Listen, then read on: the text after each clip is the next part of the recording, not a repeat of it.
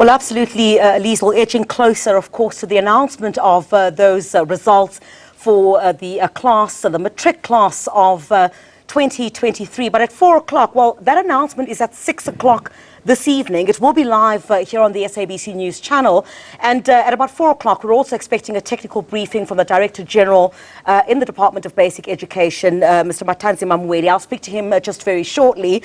And he'll basically look at, breaking down the numbers, how many learners in the system, versus those that actually enroll also and those that actually sit down to write for these examinations. So we are edging closer, of course, to 6 o'clock, but 4 o'clock we'll have that technical briefing by the Director General. DG, thank you very much for joining us this afternoon. Thank you. I want a scoop, please. Right, are we looking good? Is there something to celebrate this evening? Well, I think there's a lot to celebrate this evening. When I met with this class, which we always do, we go out to meet with them in their schools every year, and I gave them the background to the performance of the class of 2020, 2021, and 2022. At that time, in terms of the many indicators, the class of 2022 was the best class ever. And they said to me, if you think that the class of 2022 are the best, we are going to be the best of the best. Right. And my response to them was that time will tell, and that time has now come. And it's just a matter of a few hours, we will know how they've performed. Judging from the look on your face, it looks like you're smiling. I think you feel your work has been done.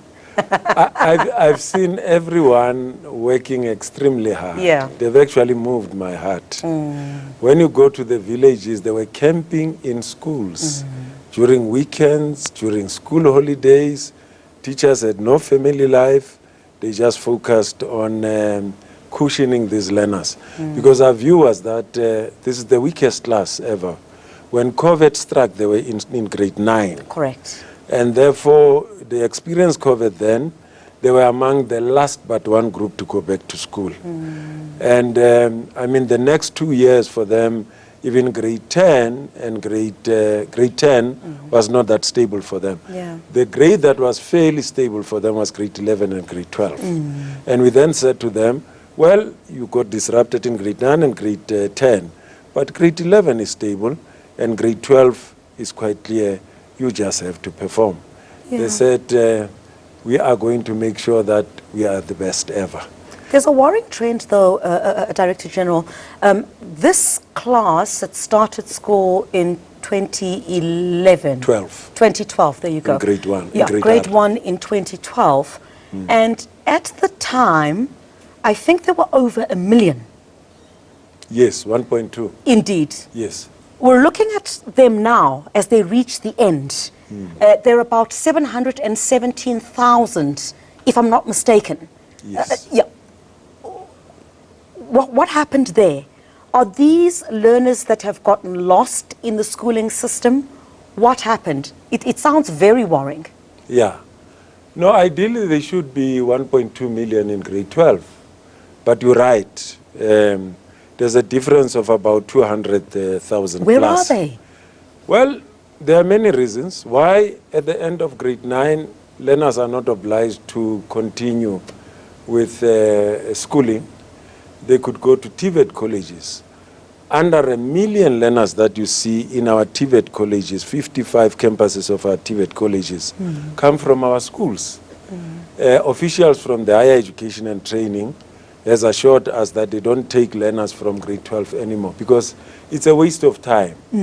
TVET college qualification is the same qualification, different, of course, you can say, in kind, if you like, because it's your 3-year qualification, vocational, but in grade 12, it's your normal grade 12 qualification. But both of them are 3 years. Yeah. So going back, it means you have wasted 3 years that you could have spent doing something in institutions of higher learning. Yeah. Many South Africans think that TVET colleges are post-schooling institutions. They are not. They take learners from grade 10, those who finish grade 9, going to grade 10, they enroll in TVET colleges. So the majority of them are in TVET colleges. Others could have pursued other studies in institutions that are not related to us. So there are various reasons why we see these over 200,000. Yeah. Others could have left the schooling system. Yes. Or whatever the case may be. And the good news is that even if they leave, they don't leave forever. They do come back. Right. And the records indicate that. But the good news is that for the past 3 to 4 years, we've been able to maintain an enrollment of around 700,000 out of 1.2 million. All right. And as you look at their progression, which I'm going to demonstrate in the technical report, the variances are between 1 million and 900,000 up to grade 11. In grade 11, that's where the major drop happens. Yes, that was my next question. Yeah. Why then do we see this, another worrying problem? These statistics are showing that the dropout happens in grade 11. Why, what are the contributing factors to that? It's actually not dropout, it's gatekeeping.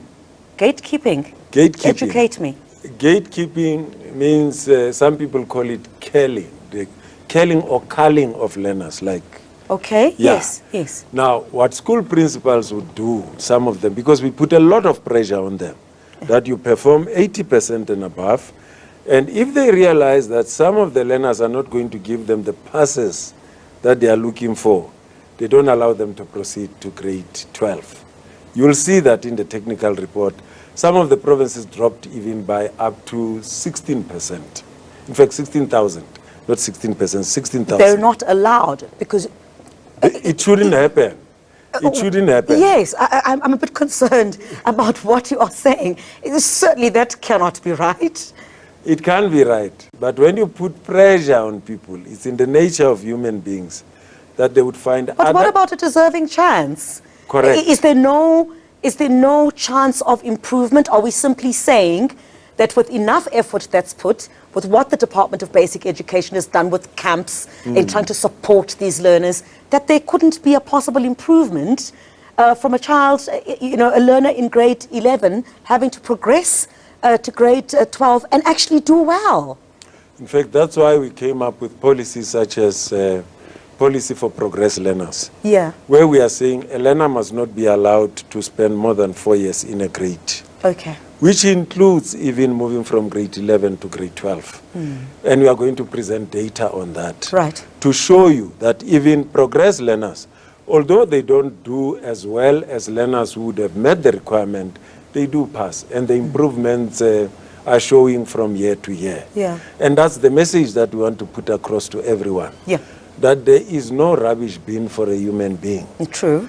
Even learners who present risks of not giving you the passes that you are looking for. If you put a little bit of hard work and make sure that they are focused, those learners can give you more than what you are looking for.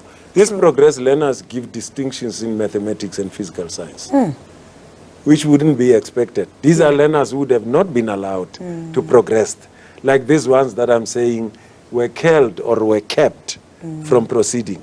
But they gave distinctions in physical science. That culling is very worrying. In maths and even in accounting. Yeah.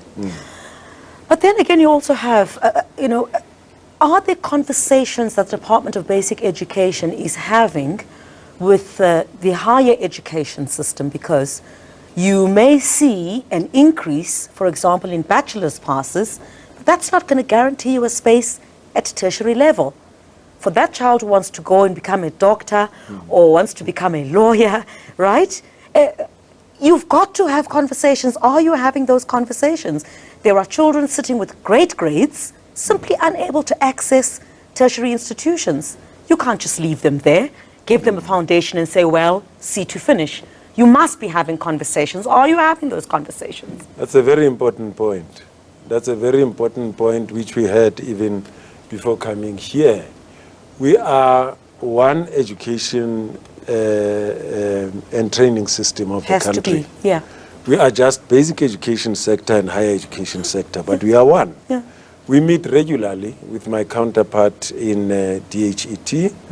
Our ministers do talk, but what we need to change from our thinking as a country is to believe that the best skills and all our solutions come from universities. That's not true. Countries whose economies are doing well, they've got different institutions that they have to, to prepare people for skills that they require. Yeah. For instance, your vocational and occupational skills. Yeah. Some of them are offered at university level. Some of them could even be offered in other institutions. Universities of technology do offer that. Yeah. But I think, as you correctly pointed out, we perhaps need more of those so that we produce more vocational and occupational skills where people can even engage in self-employment and create employment themselves than looking for employment. We saw an intensification of these learning camps, which I think really go a long way in supporting these learners when they reach such a critical stage in their educational life. These learning camps, to what degree have we seen, intensified during COVID-19, to what extent have we seen them contribute positively to the outcomes that we have seen with regard to the pass rate for matrics? Well, they've contributed immensely. We've grown in leaps and bounds. What we've tended to do is to be critical about what we do. We don't only provide support, we move in to do what could be called action research, to check the impact of the support that we are providing to these young people. And we are able to even triangulate that in checking schools that had these camps consistently through the year and check their results at the end of the year. The results are just immense. Okay. And by the way, South Africa as a country, this is one out of very few countries that provide such a comprehensive learner support program of the magnitude that we provide from beginning of the year till learners get into exams and write the last paper in the exams. I've studied the literature. I haven't found it prevalent in many countries in the world. We've got about 30 minutes to that technical briefing, Director General, but what trends have you picked up, just lastly, let's say maybe over the past 5 years, about what is working and what is not working for today's learner? Trends. Well, the first one, it's the science of learning has changed Evolved, drastically. The learner that we have today is different from the learner of yesteryears. The learner that we have today seems to get more traction on technology, and the deployment of technology becomes key. But what is also important, the penetration of cell phones in South Africa has gone beyond 80%. And that's a very important device in the hands of our learners, which they use. During COVID, teachers could communicate with learners, offer lessons through WhatsApp. Believe it or not. And that is why, even though our results dipped in 2020, in 2021 they picked up quickly. And they've never gone down ever since then. And therefore communication between learners and teachers has become more effective and efficient, and even communication between schools and parents have become more efficient.